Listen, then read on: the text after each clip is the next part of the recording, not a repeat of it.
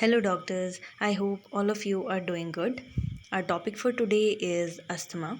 As we all know, asthma एक upper respiratory tract की disease है जिसमें एक्स्ट्रा म्यूकस प्रोड्यूस होने की वजह से जो हमारे ब्रोंकियोल्स हैं, हमारा एल्वियोलाई है, वो बहुत ज़्यादा इन्फ्लेम्ड हो जाता है, नैरो हो जाता है और डिफ़िकल्टी इन ब्रीदिंग होती है। बीइंग अ डॉक्टर आपके पास लाइफ टाइम ऐसे केसेस आएंगे, तो इसके साथ कैसे डील करना है इसके बारे में थोड़ा सा मैं आपको बताती हूँ। I'll go on with definition, then with its causes or triggering factors, then its pathophysiology and some diagnosis, how to make it, and sign and symptoms, and then the treatment. Obviously, stay tuned. Okay. First point is definition. Condition where person's airway pathway become inflamed, narrow and produce extra mucus which make it difficult to breathe. तो जैसा कि हम सब जानते हैं जो person का airway pathway है हमारा अपर रेस्पिरेटरी ट्रैक और हमारा लोअर रेस्पिरेटरी ट्रैक जिसमें इन्फ्लामेशन हो जाता है। अभी हम आगे पढ़ेंगे क्यों होता है, कैसे होता है। नैरो हो जाता है वो और एक्स्ट्रा म्यूकस प्रोड्यूस करता है। म्यूकस हमारी बॉडी में बहुत ज़्यादा नॉर्मल बात है, पर एक्स्ट्रा म्यूकस नहीं प्रोड्यूस होना चाहिए। That cause breathing difficulties. Okay, that is very common known as asthma. ठीक है, पेशेंट आपके पास आएगा जो कंप्लेन लेके आएगा कि बोले मुझे सांस लेने में दिक्कत हो रही है, मैं लेट रहा हूँ, मुझे सांस लेने में दिक्कत हो रही है या लेट रही हूँ और मुझसे कोई भी हैवी काम नहीं हो रहा है। ठीक है, it is an obstructive pulmonary disease due to chronic inflamed airway passage and mucus production. Okay, this is very common. Causes में क्या है कि अस्थमा, वैसे अस्थमा के तो पर्टिकुलरली अननोन कॉजेज़ हैं अभी तक एलोपैथिक मेडिसिन्स में। आयुर्वेदिक मेडिसिन्स में आप पढ़ेंगे तो इनके हमारे पास अलग रिस्पॉन्सेज है, वो मैं आपको अलग से पढ़ाऊँगी। First factor is genetic factor. Genetic factors में ऐसा होता है कि जिनकी फैमिली हिस्ट्री है उनमें 50% से ज़्यादा चांसेस हैं कि बच्चों को भी अस्थमा होने के चांसेस हैं। ठीक है, फैमिली हिस्ट्री जिनकी होती है या जेनेटिक चेंजेस जिनके ट्रिगरिंग फैक्टर जिनको बहुत ज़्यादा एलर्जिक रिस्पॉन्स आते हैं वो 12 ईयर्स से पहले पहले आपको मिल जाते हैं। ऑल राइट, नेक्स्ट है environmental factor. Any environmental factor जो भी आपके इम्यून रिस्पॉन्स को ट्रिगर करता है। IgE एंटीबॉडीज़ को बढ़ाता है। एलर्जन फैक्टर्स इंटरल्यूकिन 5, इंटरल्यूकिन 4 इनको बढ़ाता है, जैसे कि हमारे bacterias, viruses, air pollution, seasonal allergens. ठीक है, हाउस होल्ड डस्ट, जैसे बहुत सारी लेडीज़ को आपने सुना होगा कि घर में झाड़ू मार रहे थे और उसके बाद उन्हें स्नीजिंग कफ कोल्ड हो गया है। ठीक है, अगर ऐसा कंटिन्यूसली रिपीटेडली 1 साल में 3 बार और ऐसा कंटिन्यूसली 2 साल से ज़्यादा होता है तो आप उन्हें डायग्नोस करेंगे फॉर एलर्जी। ठीक है, मोल्ड्स आप सभी जानते हैं। नेक्स्ट है मेडिकेशंस के साइड इफ़ेक्ट्स होते हैं, जैसे कि हम सब जानते हैं एस्पिरिन के और बीटा ब्लॉकर्स के। बीटा ब्लॉकर्स क्या होते हैं, जैसे एटिनोलॉल जो बीपी की मेडिसिन्स में काम आते हैं। ठीक है, तो ये सारे बहुत कॉमन हैं, आप इनको याद रख सकते हैं। थर्ड है pathophysiology. Listen to this very very carefully क्योंकि आगे जाके यही आपका डायग्नोसिस स्ट्रॉन्ग करेगा। ऑल राइट, पैथोफिजियोलॉजी में एलर्जेंस हैं, जैसे सिगरेट स्मोक्स हैं, जो लोग सिगरेट पीते हैं या जो सिगरेट के धुएं के साथ कंटिन्यूसली कांटेक्ट में रहते हैं, जैसे फैमिली में कोई हिस्ट्री है। ठीक है, तो ये ट्रिगरिंग फैक्टर्स हैं। तो सबसे पहले क्या होता है, जब हम इनहेल करते हैं तो हमारे इम्यून सिस्टम के जो डेंड्रिटिक सेल्स हैं वो एक्टिवेट हो जाते हैं। ठीक है, अब जब डेंड्रिटिक सेल्स एक्टिवेट हो जाते हैं तो वो हेल्पर टी सेल्स के पास जाते हैं मदद मांगने के लिए। ओके, हेल्पर टी सेल्स के साथ वो जाके अटैच हो जाते हैं। जब वो डी सेल्स TH1 मतलब हेल्पर टी सेल्स 1 के साथ अटैच हो जाते हैं तो वो साइटोकाइनिन्स को प्रोड्यूस करते हैं। साइटोकाइनिन्स के प्रोड्यूस होने से क्या होता है, आप पढ़ेंगे आगे। साइटोकाइनिन्स 2 टाइप के प्रोड्यूस हो रहे हैं, इंटरल्यूकिन 4 और इंटरल्यूकिन 5। ठीक है, आप पढ़ेंगे साइटोकाइनिन्स क्या होते हैं और इंटरल्यूकिन 4 और इंटरल्यूकिन 5 का काम मैं आपको अभी बता रही हूँ। ठीक है, जब ये साइटोकाइनिन्स प्रोड्यूस होते हैं तो इंटरल्यूकिन 4 जो हैं वो IgE एंटीबॉडी को प्रोड्यूस करता है।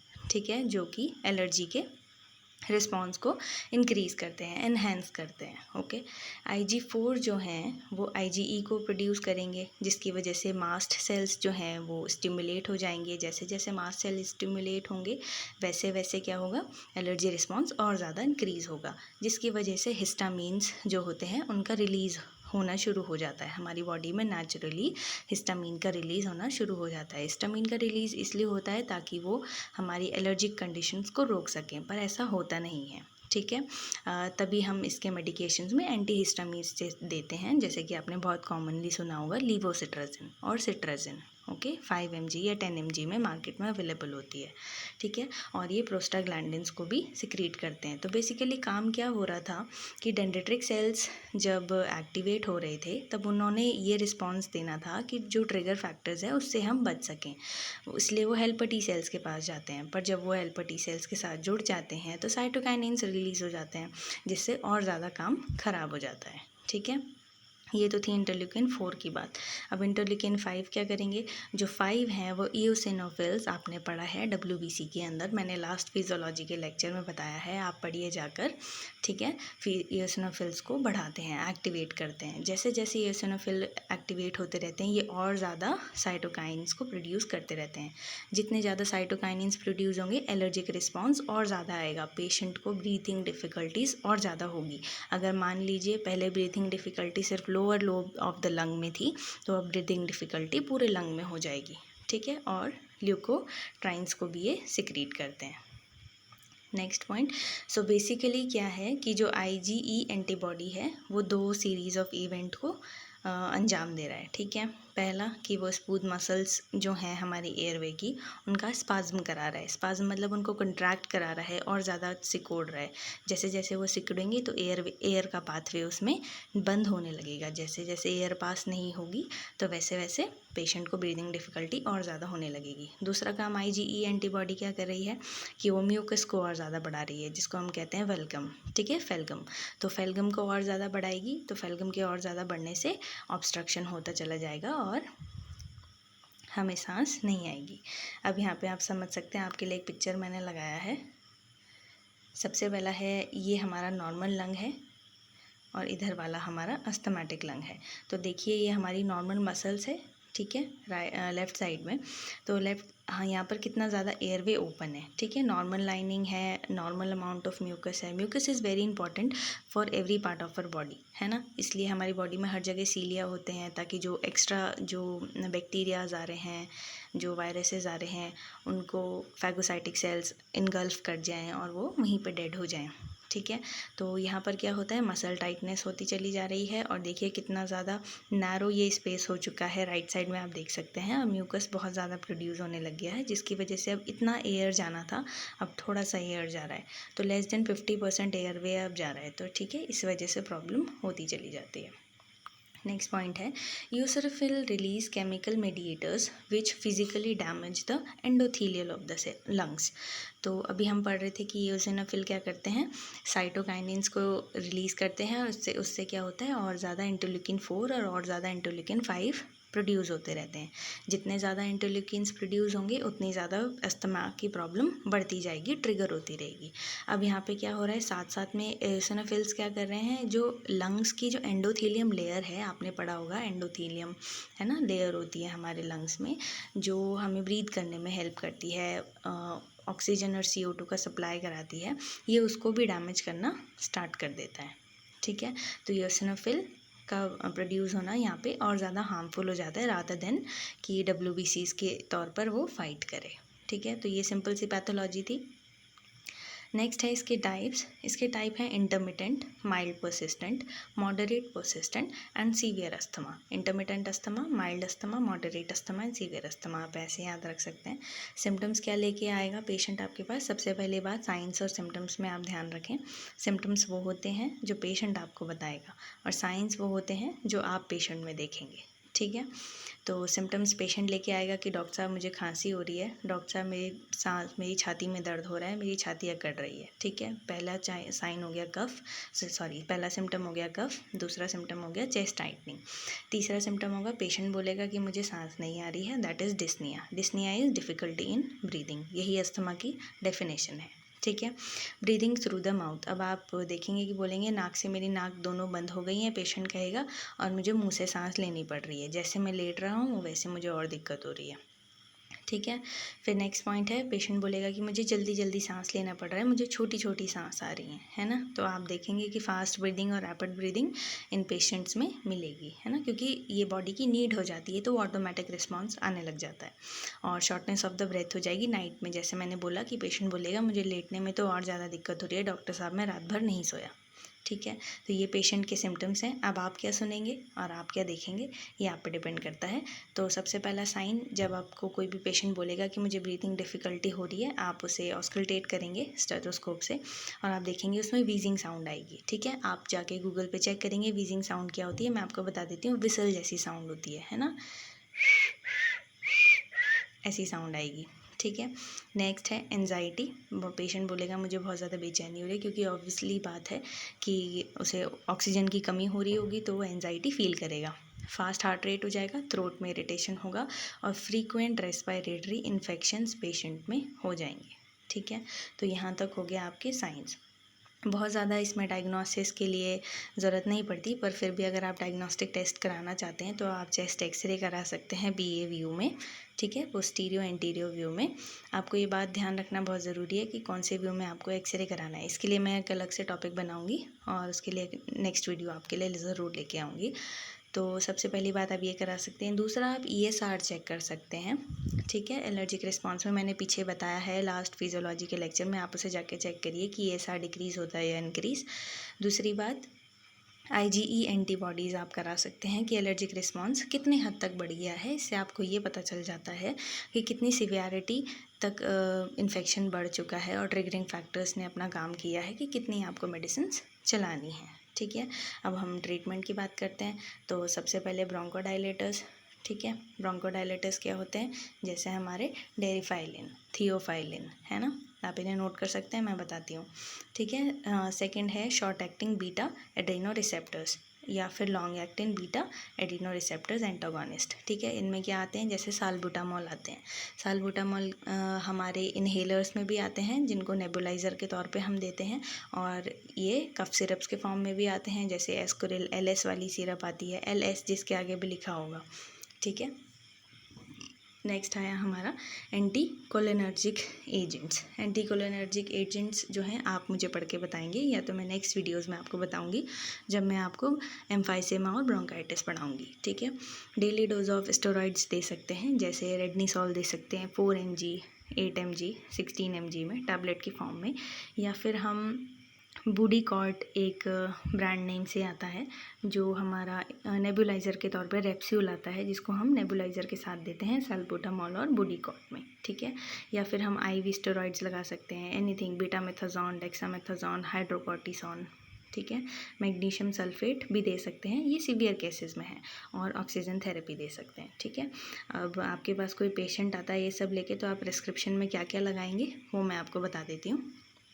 सबसे पहले आप एंटीबायोटिक्स लगाएंगी फॉर एनी बैक्टीरियल इन्फेक्शन, क्योंकि देखिए कभी भी लंग्स में इन्फेक्शन होता है तो वहाँ पे म्यूकस आना बहुत ज़्यादा कॉमन सी बात है ना, और अस्थमा की तो डेफिनेशन ही ये है कि वहाँ पे एक्सेस म्यूकस प्रोडक्शन होता है। तो जैसे ही म्यूकस आना शुरू होता है वहाँ पे बैक्टीरिया जमा होने शुरू हो जाते हैं, और बैक्टीरिया के ग्रोथ से वहाँ पे वायरसेस भी बहुत जल्दी कैच होने लग जाते हैं। ठीक है, तो सबसे पहली बात, आप एंटीबायोटिक देंगे पेशेंट को। आप खाने के लिए दे सकते हैं, जैसे टैबलेट आती है ऑगमेंटिन आती है 625, बच्चों में ऑगमेंटिन 375 mg आती है, या फिर प्लेन अमॉक्सिसिलिन दे सकते हैं 500 mg TDS in adults, and amoxicillin 125 in children's.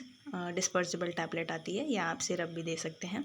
Syrup में DS DDS करके आता है। ऑगमेंटिन में tablet amoxicillin 500 plus clavulanic acid 125 mg रहता है, जो कि कई बार क्या होता है, अमॉक्सिसिलिन के लिए बैक्टीरिया रेसिस्टेंट होते हैं, तो उनके सेल वॉल के एंजाइम को डैमेज करने के लिए हम क्लेवेनोइक एसिड का यूज़ करते हैं। तो आजकल मार्केट में ऐसे कॉम्बिनेशंस बहुत ज़्यादा अवेलेबल हैं। ठीक ठीक है, आप इन्हें यूज़ कर सकते हैं। या फिर आप आईवी इंजेक्टेबल्स लगा सकते हैं, जैसे इंजेक्शन अमिकासिन लगा सकते हैं 125 mg, 250 mg या अमिकासिन 500 mg। इनको हम दोनों रूट में यूज़ कर सकते हैं। इंट्रामस्कुलर भी लगा सकते हैं, पर इंट्रामस्कुलर मैं आपको क्लिनिकली बताती हूँ कि ये बहुत ज़्यादा पेन करते हैं, ठीक है। तो हम प्रेफर करते हैं as a being a doctor, हमें पेशेंट का भी ध्यान रखना है, तो हम इन्हें आईवी लगाते हैं। और आईवी में हम आईवी कैनोला फिट कर देते हैं और 3 डेज़ तक ट्वाइस अ डे हम इन्हें मॉर्निंग इवनिंग लगाते हैं। या फिर एंटीबायोटिक में एक सेफ़ चॉइस है मोनोसेफ, आपने सुना होगा, 1 ग्राम के इंजेक्शन आते हैं, ये भी आपको बीडी लगाने हैं। इसमें सिफ्ट्रिक्सोन होता है, ठीक है।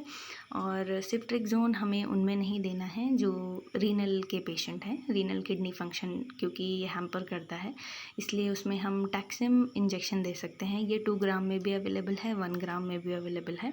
इसमें सिफोटैक्सिम है, ठीक है, सिफ्ट्रिक्सोन नहीं है, सिफोटैक्सिम है, ठीक है, दोनों दे सकते हैं। तो इनमें से कोई भी एंटीबायोटिक आप खाने के लिए दे सकते हैं या फिर आईवी इंजेक्टेबल दे सकते हैं। आप इनको एनएस में भी लगा सकते हैं अगर आप हॉस्पिटलाइज पेशेंट को रख रहे हैं, ठीक है। विद मल्टीविटामिन्स ऑब्वियसली जब भी आप एंटीबायोटिक्स देंगे तो मल्टीविटामिन्स का यूज़ ज़रूर करें। कोई भी टैबलेट आप यूज़ कर सकते हैं, जैसे सुप्राडीन टैबलेट मार्केट में अवेलेबल है। अगर सुप्राडीन आपको नहीं मिलती है तो Becosules is very very common, Polybion L is very very common, है ना। और नेक्स्ट आया फॉर फीवर, चेस्ट पेन और कोल्ड, इसके लिए क्योंकि पेशेंट आके बोलेगा कि डॉक्टर साहब मुझे मेरे छाती में बहुत ज़्यादा जकड़ाहट हो रही है, बहुत ज़्यादा दर्द हो रहा है, क्योंकि म्यूकस इतना प्रोड्यूस हो गया है और मसल्स बहुत ज़्यादा स्पाज्म कर रही हैं, है ना, बहुत ज़्यादा अकड़ रही हैं, तो उसके लिए आपको टैबलेट देना है। इसके लिए मार्केट में बहुत सारे ब्रांड्स अवेलेबल हैं, जैसे आप सिनारिस्ट प्लस दे सकते हैं टैबलेट 1 ट्वाइस अ डे और thrice a day as per the need, या फिर आप प्लेन पैरासीटामॉल भी दे सकते हैं। पर आपको कॉम्बिनेशन में यूज़ करना ज़्यादा प्रेफर हम लोग करते हैं बीइंग अ डॉक्टर्स, बिकॉज़ बहुत सारी मेडिसिन्स ना देके एक ही मेडिसिन में बहुत सारी दवाइयाँ हों, ये हम प्रेफर करते हैं, ठीक है। तो पहला हो गया एंटीबायोटिक, दूसरा उसके साथ हो गया मल्टीविटामिन, तीसरा हो गया हमारा चेस्ट पेन के लिए जैसे सुमो कोल्ड आता है एल्केम लेबोरेटरीज़ का, या सिनारिस प्लस आता है, ऐसा कोई भी आप कॉम्बिनेशन यूज़ कर सकते हैं, ठीक है। नेक्स्ट आ गया एंटीकोलिनर्जिक या फिर एंटीहिस्टामिन विद म्यूकस एक्सपेक्टोरेंट, ठीक है। एंटीकोलिनर्जिक और एंटीहिस्टामिन में जैसे हमारे आ गए मॉन्टिकोलास्ट के साथ लिवोसिट्राजिन के कॉम्बिनेशंस आते हैं, या फिर फेक्सोफेनाडीन के साथ मॉन्टिकोलास्ट के कॉम्बिनेशंस आते हैं। ये 1 डे आपको देने हैं। इसमें आता है हमारा कॉस्कोरेस्ट LM tablet 1 day at noon, और या फिर आता है हिस्टाकाइन M tablet 1 day at noon, ठीक है। इन दोनों को आप नोट कर सकते हैं, इनके बारे में पढ़ सकते हैं। फिर नेक्स्ट आ गया हमारा 4th point corticosteroids. Corticosteroids is very very important in asthmatic patients, okay. बहुत ज़्यादा स्टेरॉइड्स यूज़ करने के लिए मैं नहीं बोलूँगी, बट इन एन एमरजेंसी आपको हमेशा पेशेंट को पहले ध्यान में रखना है, बाद में अपने आप को सोचना है। तो पहली बात कि आप खाने के लिए भी दे सकते हैं, और अगर आप खाने के लिए नहीं देना चाहते हैं तो आप रेप्स्यूल्स के तौर पर, मैंने अभी बताया था ब्यूडीकॉट, जो हम नेबुलाइज़र लगाते हैं पेशेंट्स में साल्बुटामॉल के साथ, तो उसको हम दे सकते हैं, ठीक है। अस्थलिन ब्रांड नेम है साल्बुटामॉल का, अस्थलिन नाम से आता है। तो बच्चों में 1 ml to 2 ml हम यूज़ कर सकते हैं नेबुलाइज़र में, और अडल्ट में बच्चों में एज़ पर वेट कैटेगरी है ना 1 ml या 2 ml। अगर 40 से वेट ज़्यादा है तो 2 ml यूज़ कर सकते हैं, 35 to 40 से वेट कम है तो आप 1 ml यूज़ करें। और अडल्ट्स में क्या है, आप ब्यूडीकॉट और एस्थलिन दोनों 2 ml के रेप्सूल्स मार्केट में अवेलेबल हैं, उन्हें यूज़ कर सकते हैं। या फिर टैबलेट दे सकते हैं रेडनीसॉल, या फिर मेड्रॉल आती है, या फिर ओमनाकॉटिल आती है, मिथाइल प्रेडनिसोलोन, है ना, ये सब यूज़ कर सकते हैं। नेबुलाइज़र, O2 और पम्प्स और रोटोकैप ये भी होते हैं, ये मैं आपको आगे वाले लेक्चर्स में बताऊँगी। Thank you so much for watching, have a nice day.